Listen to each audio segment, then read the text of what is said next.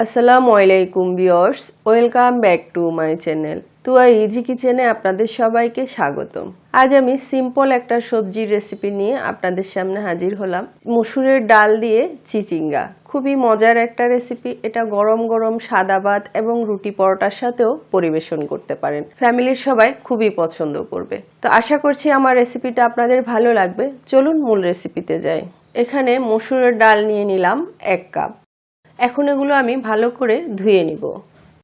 তো ডালগুলোকে আমি বেশ ভালো করে কচলে ধুয়ে নিয়েছি আর পানি দিয়েছি প্রায় 1 লিটারের মতো। হলদের গুঁড়ি দিয়ে দিলাম 1/2 চা চামচ, আর সামান্য একটু পেঁয়াজ কুচি দিয়ে দিলাম। 1 টেবিল চামচের মতো সয়াবিন তেল দিয়ে দিলাম। আর এখন ঢেকে এটা চুলায় বসিয়ে দিচ্ছি।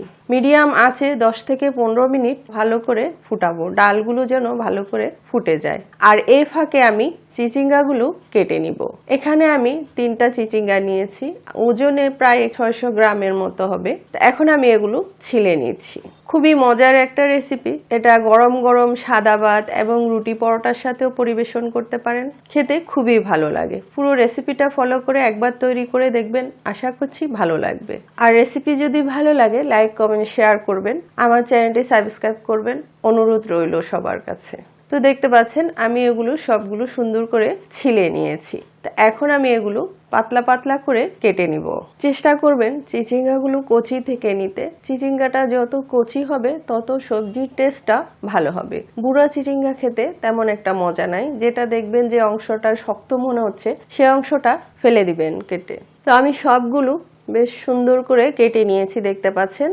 এরকম পাতলা পাতলা করে এগুলো সব কেটে নিয়েছি। চেষ্টা করবেন সবগুলো যেন এক সমান হয়, এতে করে সবজির টেস্টটা ভালো আসে। এখন আমি এগুলো ভালো করে ধুয়ে নিব। এদিকে আমার ডালটাও সিদ্ধ হয়ে গেছে, দেখতে পাচ্ছেন একদম গলে গেছে ডালটা। রসুন কুচি দিয়ে দিলাম 5-6টার মতো, আর চিচিঙ্গাগুলো দিয়ে দিলাম। দিয়ে ভালো করে নেড়ে চেড়ে সুন্দর করে মিক্স করে দিচ্ছি।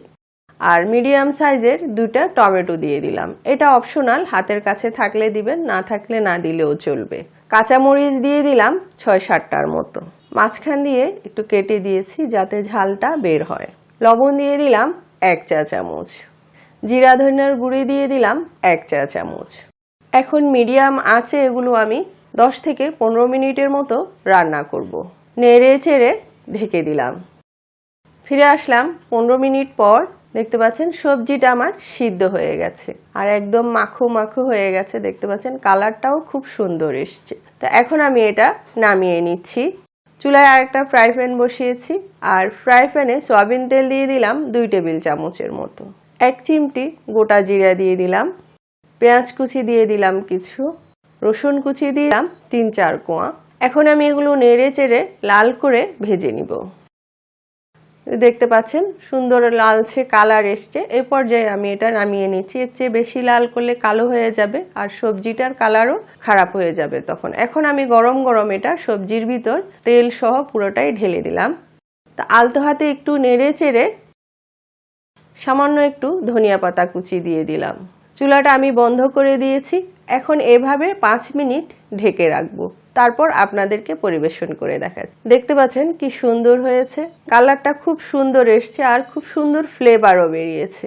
এইভাবে পুরো রেসিপিটা ফলো করে একবার রান্না করে দেখবেন, আশা করি ভালো লাগবে। তো এতক্ষণ আমার ভিডিওটা দেখার জন্য আপনাদের সবাইকে অনেক অনেক ধন্যবাদ। আবার অন্য কোনো ভিডিও নিয়ে আপনাদের সামনে হাজির হব। সবাই ভালো থাকবেন। আল্লাহ হাফেজ।